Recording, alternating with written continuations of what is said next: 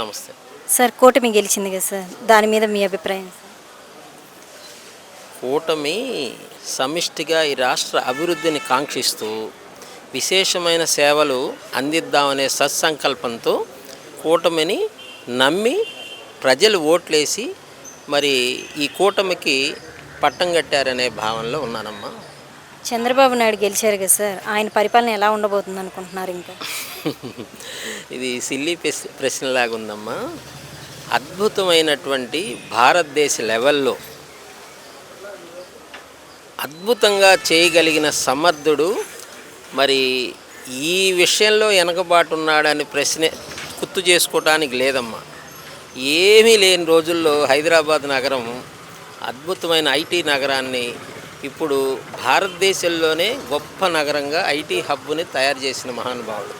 అట్లాగే భూమి పొలాలుగా ఉన్నటువంటి ఈ ప్రాంతాన్ని మరి ఒక పక్క సస్యశ్యామలంగా ఉన్నటువంటి 3 పంటలు పండుతున్నటువంటి ఈ పంటల ఏరియాలో చక్కటి పావన కృష్ణానది మాత పరవళ్ళు తొక్కుతున్నటువంటి ప్రాంతాన్ని ఎన్నిక చేసి 33,500 ఎకరాలు ఎవరి దగ్గర కొనకండ గవర్నమెంట్కి రూపాయి పొలం ఇస్తే ఎకరం పొలము 25 పైసల పొలముని ఇళ్ల నిర్మాణానికి తగిన విధంగా తయారు చేసి ఇస్తాననే ఒక భారతదేశమే కాదు యావత్ ప్రపంచంలోనే ఇలాంటి పథకం ఆ రోజుకి పెట్టల.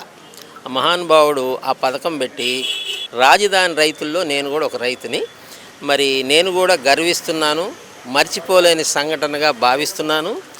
రాత్రులని పగళ్ళుగా వెలుతురు చిమ్మే విధంగా చక్కటి 24 గంటలు నిర్మాణాలు జరిపి ఇక్కడే రాజధాని పాలన జరిపిన గత చరిత్ర.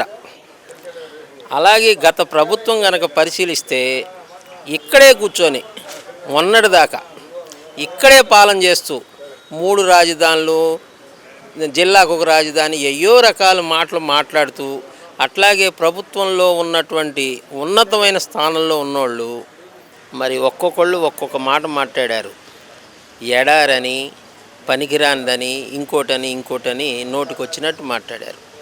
ఈ మాట్లాడిన వాళ్ళు ఒక్కసారి వెనక్కి వెళ్ళి పరిశీలించుకుంటే అద్భుతమైన నగరాన్ని తయారు చేయడానికి ప్రణాళిక సిద్ధం చేసుకొని కొంత భాగం ముందుకెళ్ళింది. మరి పిచ్చి జనం కాదమ్మా, అందరూ వేచి చూచి ఆ సమయం వచ్చే వరకు ఉండి సరి అయిన బుద్ధి చెప్పారు. ఇప్పుడు ఈ 25 జిల్లాల ఆవిర్భావం చెందినాయి కదా. ఇప్పుడు వీటన్నిటికి సంబంధించి రాజధాని ఇదేననేది ఒకటైతే ప్రతి జిల్లాలో కూడా విస్తృతమైన ప్రణాళికలు ఏర్పాటు చేసుకున్నారు బాబు గారు. ఎక్కడ ఏ హబ్బు పెడితే ఏది డెవలప్ అవుద్ది, ప్రాంతాల వారీగా అన్యాయం జరగకుండా ముందుకు తీసుకెళ్తారని 100కి 100% ప్రజలు నమ్ముతున్నారు. వాళ్ళల్లో నేను కూడా ఒకడిని మనవి చేసుకుంటున్నాను. సార్ జగన్ గారు ఈవీఎం మిషన్ల గురించి మాట్లాడారు కదా, దాని మీద మీ అభిప్రాయం సార్? ఇప్పుడు జగన్ గారి విషయం తీసుకుంటే అమ్మా, పాలనా రాహిత్యం ఉందనేది తేటతెల్లమైంది. 19 ఎలక్షన్స్లో ఈవీఎంల ప్రభావంతోనే ఆయన గెలిచాడని ఆనందపడి 24 ఎలక్షన్లో ఆయనకి ఫేవర్గా లేనందువల్ల మాట్లాడిన మాటలు బేరీజు వేసుకుంటే మనకే అర్థమవుతుంది.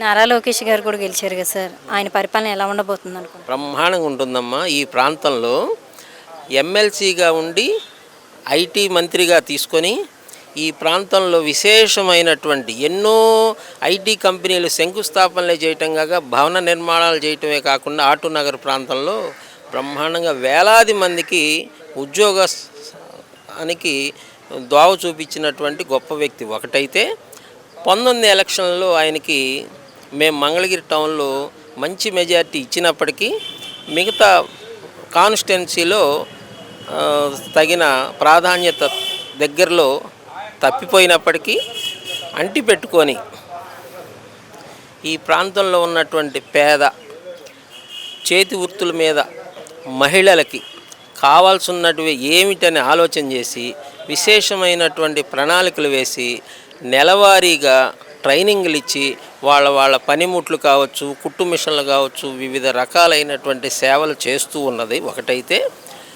ఈ నగరాన్ని 5 ఏళ్ళ తర్వాత ఈ ప్రాంతాన్ని పరిశీలించుకుంటే మనకి ఊహకు అందనంత అద్భుతంగా తయారవుద్ది అనేది 100% నమ్మదగిన విషయం.